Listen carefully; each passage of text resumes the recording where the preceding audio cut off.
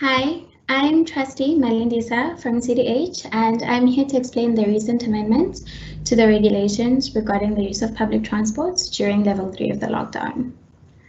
Long-distance public transport is now permitted to enable people to travel between provinces as is permitted under Level 3.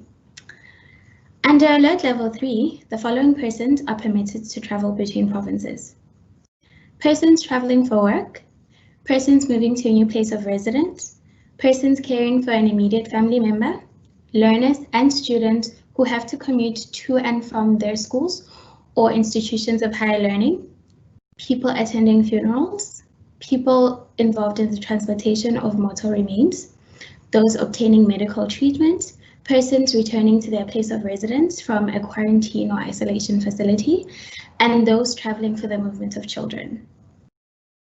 The social distancing and hygiene measures applicable during Level 4 of the lockdown remain in place. We have outlined them again for your convenience.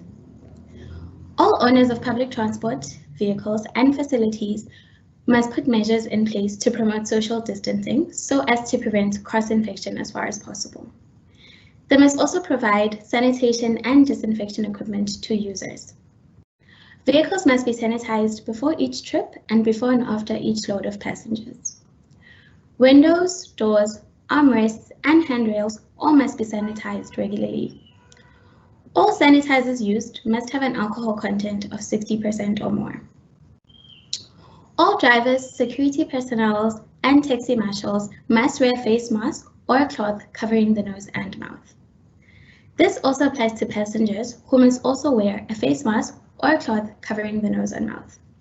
No person will be allowed to use public transport facilities or enter any building or premises if they are not wearing a face mask or a cloth covering the nose and mouth. The time restrictions on all road public transport modes are lifted.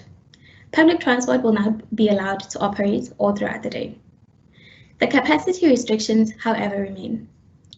The allowable capacities for minibuses, and taxis remain at 70% loading capacity. This means that a minibus that has a vehicle passenger capacity of 10 people may only carry a maximum of 7 people plus the driver. A minibus that has a vehicle passenger capacity of 16 people may only carry a maximum of 10 people plus the driver. A minibus, which is a slightly bigger vehicle, which has a vehicle passenger capacity of 22 people, may only carry a maximum of 15 people plus a driver. Buses must still adhere to a 50% loading capacity. This is inclusive of all seated and standing passengers. All e-hailing, which is Uber, Taxify, and all metered taxis, remain at 50% loading capacity. This means that where the vehicle passenger capacity is 5, the vehicle must only carry a maximum of 3 people, including the driver. All driving license testing centers, vehicle testing centers, and traffic department will resume their operations on the 1st of June 2020. This is subject to strict application to health norms and standards. No person will be allowed to enter a driving testing center or any traffic department if they are not wearing a face mask or a cloth covering the nose and mouth.